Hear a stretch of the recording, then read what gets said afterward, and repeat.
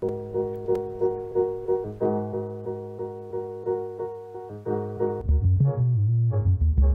again is probably the most athletic player on this team. And why you would use that, especially when one call. Just a horrible, horrible situation for them. I don't think that's going to happen.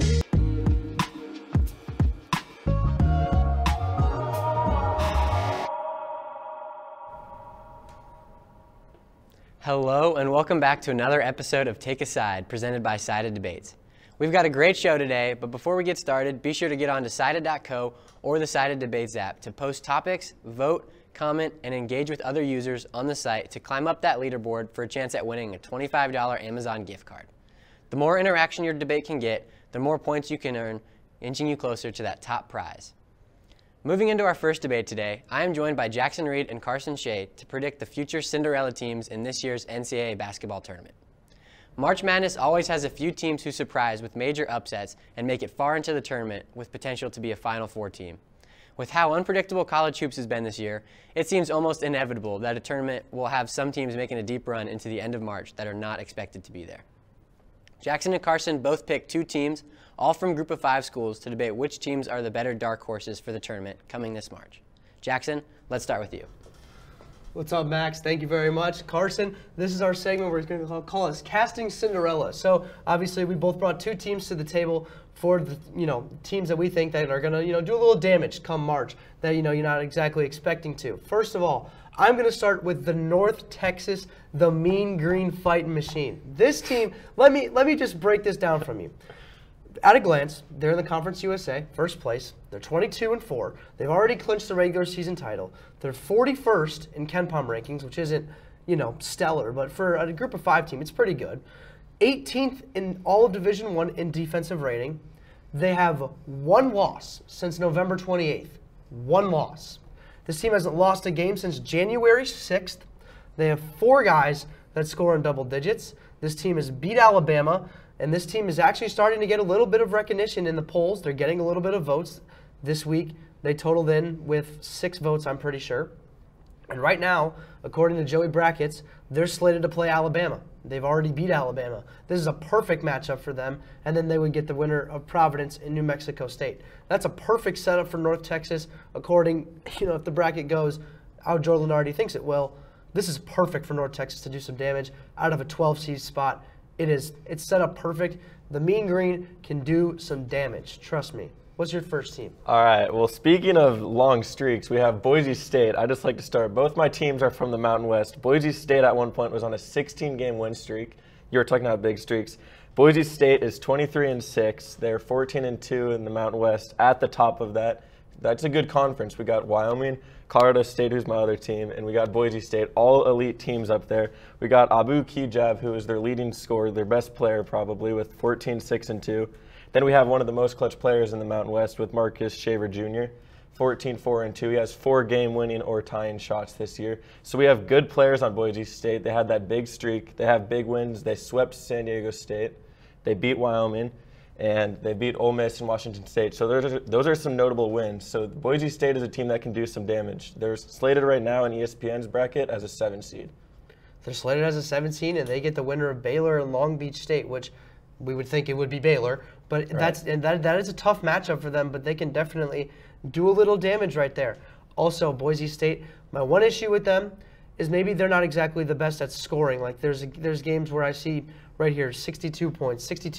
Right. They scored 42 points in the game, January 22nd against San Diego State. Right, but about that, they have an insane defense. They have held the most teams under 60 throughout all of the NCAA. So you hear defense wins championships. Their defense is so good, and that is something that can make them an elite team and make a far run.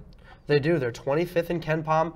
And of course, we're just giving our cases for these teams right now. Boise State's a great pick. My next pick is the Davidson Wildcats. Steph Curry's alumni, they have been great this year. This team sits at 24-4, top of the A-10. Davidson, they have been on a great roll as of late. They've beat DeQuesne. They beat St. Louis. They beat DeQuesne again. They beat Fordham. And they don't sound like these are big wins, but this team has also beat Alabama. This team has beat William & Mary. This team has dropped a couple tough games to San Francisco and New Mexico State, But this team is fun. They have a high-flying offense. This is a great coach team. Davidson has gotten a couple votes in the AP poll as well. Right. Davidson can do some damage. Right now, I'm not sure where Davidson is slated at, but I'm telling you, if this team is a 10 seed or an 11 seed or maybe even a 12 seed, a 12-5 game for them, they can do some damage. And even if they play a 7 seed and get a 2 seed in their next game, Davidson's a team that has the offensive firepower to score enough points to beat a 2 seed. Right. And that's why I think Davidson is very dangerous. So I went 1 offensive in Davidson and 1 defensive in North Texas. All right, yeah, I agree on Davidson. They definitely, I've been hearing a lot of noise from them, so I think they definitely have a good shot. My next team is also from the Mountain West. We got Colorado State. Colorado State has some great wins this year. Their most notable being St. Mary's, who you saw just beat Gonzaga. So that is a massive win for them. They also beat Creighton, Mississippi State. They beat Boise State, who I was just talking about. So Colorado State's a great team. They have the most likely player of the year in the Mountain West with David Roddy. Earlier in the year, he was talking about possibly being Naismith Player of the Year. That's not going to happen, but he's definitely going to be Mountain West Player of the Year. They also got Isaiah Stevens, who's averaging 15, 3, and 5. So that's like a big duo for Colorado State. They just have a lot of depth on their team, and I think that they can make a far run. They're right now an 8 seed in ESPN. So they were ranked earlier in the year. They dropped from the AP poll currently, but I think that they're going to make a lot of noise. My only problem with Colorado State is there's right now, if the bracket goes how Joey Brackets thinks it will, which most of the time it's pretty set in stone almost. Colorado State's projected to play Miami. The winner of that game gets Gonzaga, which is the problem. I mean, Gonzaga is going to be the #1 overall seed in the West Division like they always are. They're pretty good, obviously. But in that same bracket, the 11 seed is Davidson, and they play the 6-seeded USC. That's a game I love for Davidson. Davidson can beat USC, and then they get the winner of a Texas matchup of Texas Tech and Texas State. That's pretty good for Davidson there. I think Davidson has this firepower, and they have the combined bracket little section here in the bottom of the Western Division to make the Sweet 16. And they would get probably the winner of Michigan State and Duke, which would probably end up being Duke, but we're getting way far in there. But I'm telling you, Davidson has the firepower to do big things, along with Colorado State. Colorado State's a great team, and they're ranked 25th in KenPom right now. That's right. They're a very good team. Boise State ranked 30th in KenPom right now. So these are teams that the stats love. Their adjusted defense is great. Then, like we said with Davidson, their offense is fantastic. So these are 4 teams that can really do some damage. I'm not saying that we're pretty smart guys. So I would say, don't say we told you so. Don't say we told you so. They could match up. Davidson and Colorado State could match up in the Elite Eight, so let's hope that happens. They could be in the same bracket. We will send this to break, but coming back, NBA is getting started after the All-Star break. We'll have a debate for you there. For students searching for a way to stay active in an outdoorsy way, the City of Lawrence has bike trails running in every direction, and with the new Bike Share program, we can stay in shape as we tour the sights of our beautiful city. Clinton Lake is only a short 30-minute bike ride away from Daisy Hill and has the most incredible sunset location in all of Lawrence. Walking campus may give you the KU calves, but biking can give you the KU thighs. Bike Lawrence today. Welcome back. For our last debate today, we will be discussing NBA title favorites coming out of the All-Star break. The Phoenix Suns currently hold the best record in basketball, sitting at 49-12. With another Western Conference team in the Golden State Warriors sitting behind them with a record of 43-18.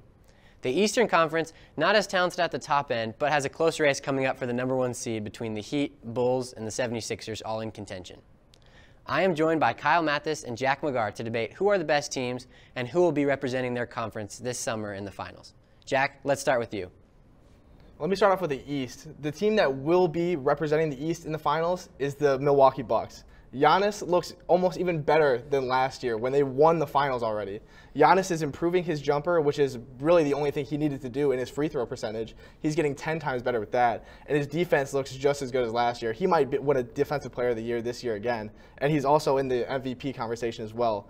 The only thing that's been holding them back so far this year is health, with Jrue Holiday, Chris Middleton, Brook Lopez all being injured at different times, and then COVID, especially during the start of the year when they had multiple guys out for a long stretch, 2 weeks even, of having all their guys out. So once they get fully healthy, they're the scariest team in the East for sure.